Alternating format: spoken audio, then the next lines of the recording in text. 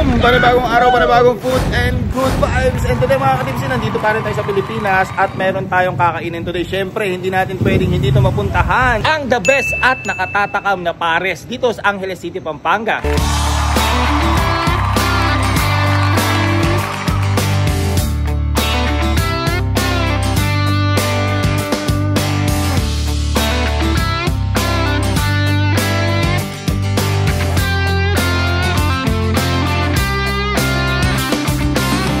Yan, talaga mga tipsy, pasok na tayo dito sa parisan nila upstairs. Uy! Sinalubong agad. Pasok po kayo. Ganyan naman, oh. Ang mga balikbayan po, diba? Talaga naman. Ay mga tipsy, maliit lang siya pero malinis.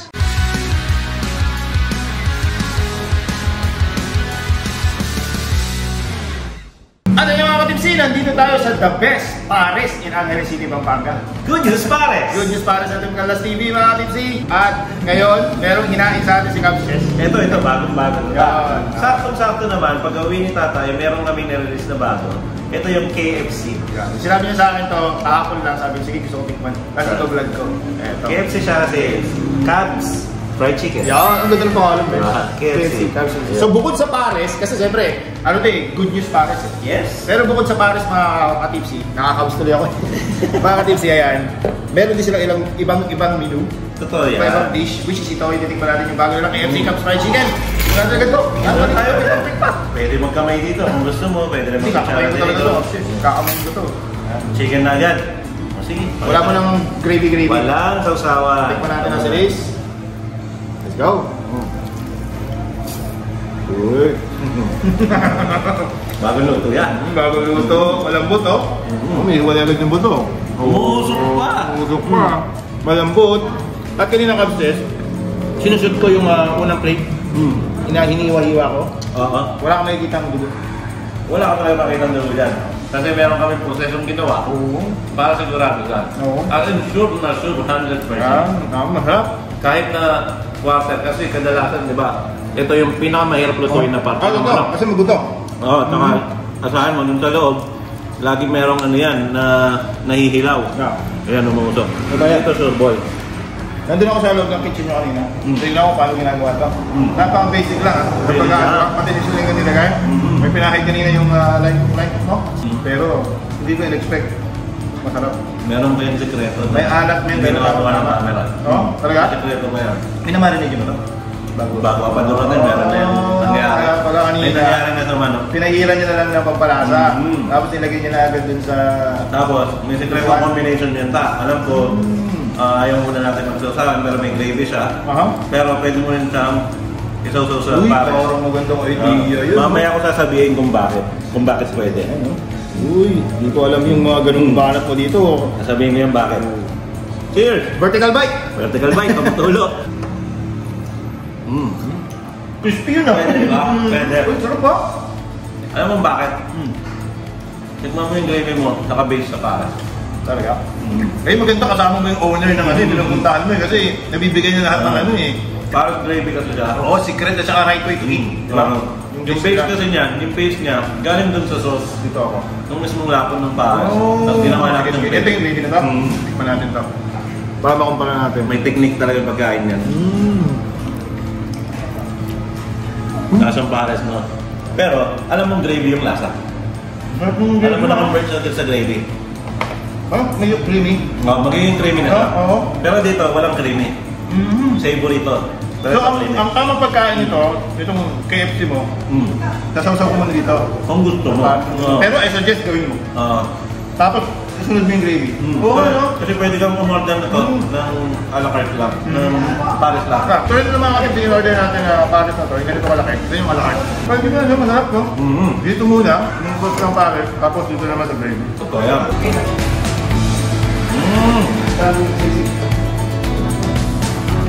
Diba? Mamaya ko lang titikman yung mix na pares, dito muna ako. Kasi sauce pa lang, nakatatakam na talaga upstairs. Kahit sabaw mamaya. Ito sabaw pa lang. Ito, pag mo sasabihin consistent to, araw-araw. Yung sabaw. Yan ang lasa niya. Gusto ko pa sigupin. Saluhin ko lang muna kasi siyempre mga seasoning yun sa ilalim. Consistent yan ta. Araw-araw talaga. Ang confident ko nang sasabihin. Itong sabaw na to. Ito, confident ka dito? Oo, ganito lang sa nito araw-araw.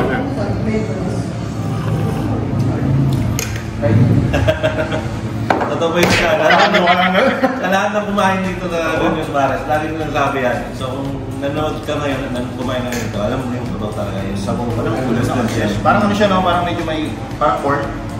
O kanina nung hinahalo nung kurado doon sa loob, ano yung nakita ko parang may mais. Alanganing bulalo siya. Alanganing pares siya. Pares, yun sa gitna. Ay, maganda yung mga walang ano dito, parang walang karaniwang na-experience mo na lasa. Lagi siyang may nakatagong hint or twist. Yung sauce ng pares, panalo na. Ang gusto ko doon sa pares, hindi siya pare na overpower ng mga... Anis? Oo, yung mga tamis. Hindi wala kang gano'n. Tama-tama lang yung nasa neutral. Neutral yung lasa. Pero may mga ano kasi may mga taong gusto yung tamis sa pares. Oo, totoo naman yan. Hindi ito yun. Savor ito. Pero yung tinanggal namin yung tamis, ayaw talaga namin yung matamis na pares. Kaya bilis namin siya. Maganda yung tama lang kasi talaga eh. No? Normal lang. Gusto ko ito. Yung pares mo. Yung chicken mo? Sarap. Panalo. Mayroon pala secret na hindi na pinapakita. May nangyari na dito. Oo. Hindi siya dry. Moist pa rin siya sa loob. Kahit bali-baliin mo yan. Yan o. Moist pa rin mga kabs. Tapos pwede pa rin sausaw dyan. Correct. So, gusto ko yun. Yung style ng pagkain dito sa Gunyos Pares. Chicken na pare. Tamang pagkain para mas ma-enjoy mo. May tamang style. Tamang style. Hindi lang basta ganito, lagi sa gravy. Umorder ka din ng pares. Yun yung tamang way. Para ma-enjoy mo na. Para ma-feel mo lahat ng flavor na gustong iparating sa'yo ng auto. Parang ganito. Tapos sabay mo ito matatapat. Oo. Parang kasi naliyan eh. Dahil sabi mo naman, food is an art. Food is an art, tama. So kung paano ginawa ng artist, kumbaga, dapat ma-feel mo rin. Buti pala nasabi natin dito sa brand ng tamang pagkain. Kasi kung ako yung dito gravy direction namin naman. Pero itong gravy namin masarap. Parang battery gravy. Yung lasa niya. Kasi kung sauce lang yun ng pares, ano siya? Pares lang yung lasa niya. Kung mapapansin hindi pa ako nagkakanin. Ako nagkakanin. Kasi gusto ko na yung lasa niya. Parang sapat na ako eh. Hindi na uso sa'yo yung rice sa US eh. Ano ito nakama? Puro ulam ka na dun eh. Oo, ba? Tapos pagka itong fried chicken, automatic kami kasama itong itlog. Kahit hindi sa silog. Kaya naman umaga mga katipsin. Kasi bukod dito sa nakahain sa mesa natin yun. Marami po sila akong nasa menu. Ilagay natin dyan. May taxi nga ba yan? Tapsilog sila sa umaga. Pero all day naman yan. Tuloy-diretso yun, all day. All day. Okay. So buti magkano masarap, pwede din dito. At masarap yung tapsilog naman yan. At may sisig bata. At saka ang isa pang na-ambis ako, yung simpleng-simpleng pagluto ng fried rice, pero masarap. May sekreto din ba yan? Kasi wok siya eh. Oo. May wok kayo na. Paano niluluto, simpleng-simple lang. Pero bago ko kasi nakita niluto, umorder mo na like ng umaga. Tapsilog eh. Masarap yung fried rice. Yung sekreto lang naman sa fried rice, tamang wok kayo lang. Yung wok kayo, ibig sabihin yung aroma ng wok na ginagamit mo. Dapat wok talaga. Hindi siya yung ordinaryong kawali. Yun. At ang maganda pa dito sa Gunyos Pares mga katipsin. Unlimited yung fried rice. Totoo. Di ba? Parang mag-aaral dito. Ito, naman kasi kahit yung tapsal kanina mga gamin, ang laki nung yung isang bowl. Pero ito talaga, normal to pag manok ang in-order nyo, ganito talaga nakarami. Parang, ito na talaga. Tama. Hindi dahil sa vlogger yung ano. Ito talaga lang. Right lang. Hindi namin sinusunod yung rule na dahil vlogger ko. Ayoko ng gano'n kasi vlogger ako. So walang gano'ng rule dito. Ibibigay namin kung ano yung totoo. Malaki yung serving. Tamang-tama yung price. Masarap.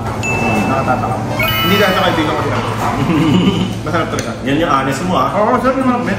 Ano ba yung manok? Bigay mo sa akin sekreto parang ito ginawa. Gagawin mo doon. Tapos mo lang. Hindi ilalabas lang. Hindi gagawin mo ulam. Oo, sarap. Tama-tama yung lasa, tama-tama yung alat. Walang bot. Crispy yung balat. Yung lasa. Sa loob yung pinaglalagay ito, may lasa mo sa loob. At kung ano mang seasoning nilagay mo sa manok na to, KFC, Cubs Fried Chicken. Bagay na bagay doon sa sauce mo. Pares mo. Tapos ikaw gagawa ko ng manok. KFC pa rin, KFC fried chicken. Diba? Nagparesan din ako dati, tapos pares sila sa akin. Masasabi ko, sauce pa lang ha. Itong Gunyos Pares pa lang. Titikman ko naman yung laman. Ayaw nga. Nandito pa lang sa brand. Ay, nahulog. Hindi, yaman na. Yaman na. Ito, hindi ko ito kakamayin. Nandun na. Parang yun eh. At hindi ko na lang titikman yan. Bahit ko masyado eh. At ako naman may gawa dyan. So ikaw na lang tumingin. bukod sa ibang pares kasi maliliit yung hiwa, men. Yung sa ibang ko malalaki. Yan, malalaki talaga. Oo, ayun o. Bloke. Kasi may inspirasyon kami dyan. Oo, sige nga, explain natin. Sa Retiro, Pares. Actually, kaya yun yung inspirasyon namin. Okay. So, Pares Retiro? Oo, ganito nga sila, no? Walang laman loob. Walang kahit anong, yung mga nakikita mo sa kanto, Pares. Yun ang gusto ko dyan. Parang siya. May tipak ba? Tipak, oh. Tikman natin. Let's go. Opo, ayan na. Kung nasa US ako, man. Dati nababalitaan ko, politika, puro bad news. May good news. May good news sa Pilipinas. May lang. May good news po. May good news sa Pilipinas. Lalo na sa mga may good news talaga. Kung sawang-sawa na kayo sa bad news natin dito sa ating bansa, good news mga kapatid. Ang galing na ipatok mo pa yun. Thank you.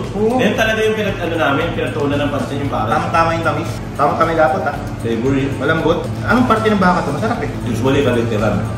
Yan yung mga ginagamit sa Pares. Kaya may ano siya, ito, yung parang na pinalambot, no? Kamadali kasi yung pakuluan. Mabilis lumambot. Akala ko, hindi totoo yung sabi mo sa akin. Hindi naman bibisip ko pumunta ka sa Pares. Ang goal ko dyan, huwag gumamit ng mga naman loob na typical na Pares na alam natin. Ang gusto ko sana, pag pumunta yung tao dito, sigurado sila sa isip niya, alam ko yung Pares, dito yung Pares. Pero pagdating mo, hindi ko yung Pares, gusto ko yung Pares. Yan yung gusto kong reaction. Gusto ko yung ganitong Pares lang. Ayoko kasi sobrang tamis, men. Tsaka ayoko yung sobrang taas nung content nung tamis, yung mga aromatics. Halos wala... Kasi nag-iba yung lasa, eh. Di ba? Parang nagiging Chinese. Pansin mo parang siyang asado. Parang ganun. Ganun yung style niya. Ano mga sopa? Asado. Ganun yan. Hindi lang maanis, hindi rin matamis. Marami na tayong pinuntahan palitan nun, ha? Oo. Diba? Nagwaras pa tayo. Mga pares mo sa tayo pinuntahan. Masarap din naman yun. Diba? Yung mga ganung style. Meron nga yung malablaw yung tabo. Meron yan. Parang bulalo lang. Bulalo lang. Pero smoky. Pero hindi dahil sa kaibigan kita. Mas gusto ko ito. Gusto ko yung ganito. Hindi rin naman dahil nagawa ko yan. Pero trip ko talaga. Oo, sarap nga. Hindi, totoo mga katipsi. Totoo mga katipsi. Pumunta kayo dito. Ako, hindi ko ay kasang alang-alang yung ano ko, ha? Lagot ka mga katip. Pero ito po, lahat ng ginawa namin dito, ginawa ng galing sa puso. Sa totoo lang mga ito, wala nang palamuti na mga sasabihin mo. Lahat po yan, sinisiguro ko sa talaga, bago kami magbukas noon, na sana bago tayo mag-release ng pagkain, yung talagang gusto ko siyang ilabas. Gusto ko yun yung lasang patikim ko. Yung mga... So yung mga trial and error mo na? Maraming trial and error. Yan ang makuha. Ano naman, Mini? Success? Sana. Tuloy-tuloy. At salamat sa mga kumain mo. Oo naman. Tsaka mag-send kayo ng review siguro. No? May page yun. May mga nagre-review din sa Facebook page kaya sa Google Review. Meron kasi sa Google Map. Mag-review ako. 5/5 to para sa akin. Hindi dahil nakaibigan kita. Hindi masarap talaga. Marami pang ibang menu dito sa Good News para sa mga katipsi. May silog. May lechon pa, di ba? May kotsinilyo pa. Oo. Ibibita talaga yung kotsinilyo. Pero hindi ko na in-offer sa'yo kasi Team Canlas 2.0 ka. Alam mo na yung kotsi.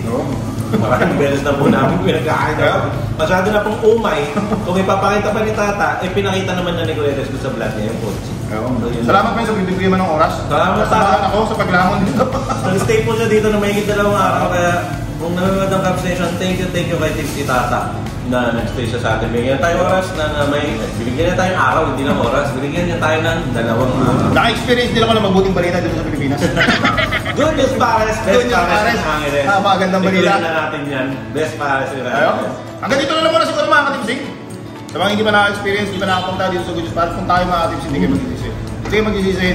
I-ano nyo lang, Google Maps. Google Maps, Type nyo lang Google Maps, makikita nyo na doon. Google Maps or Waze, ang isang paresan or tindahan or kahit ano man ang napapanood nyo, lagi nyo i-check yung pangalan lang kasi pati-search nyo na yan sa Google.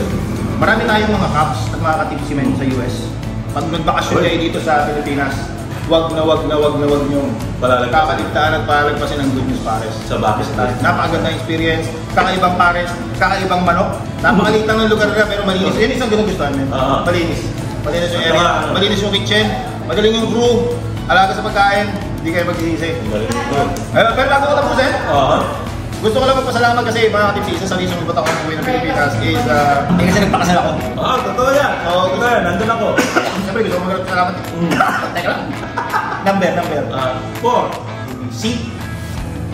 D. Chester. Na D. Oo. Dexter. Shout out kay Dex. At gusto ko i-shout out yung mga tumulong sa amin sa wedding namin para maging successful ng misis ko. Dun sa nag-edit ng video, ano ba tawag siguro? Same day edit. Yung same day edit, sa make-up, sa ano pa, sa mga coordinator, at sa kay Bishop Resty Cadyong. Maraming salamat Bishop. Shoutout sa iyo, salamat sa pagpapaulak sa amin na. Ikasal kami mag-asama. Follower yun yun. Nagsabi din. Nagkwentuhan kami. Shoutout po. See you soon. At thank you, Amen. Maraming salamat sa pagpapatikip sa akin. Sa pagpapaabot mo sa akin ng magandang balita. Thank you dahil ginawa mo kong witness at Nino. Congratulations and best wishes sa inyo. Basta yung Mrs. Gold. Salamat nga pala sa 6 digits na binigalo mo sa akin. Wala naman ng 5 digits. Thank you ulit, mga ka-tipsy. Hanggang sa susunod, maraming salamat sa walang samang support sa video namin. Ganito na lang muna. Always remember. Teka, gaya natin yung pinalas. Oo nga pala. Cheers. May ka-cheers ako eh. Huwag nyo kakalimutan yun, always remember. Pagpantalayin natin, mag-cheers. Mga ka-tipsy, hanggang sa muli, always remember, stay tipsy lang. Salud!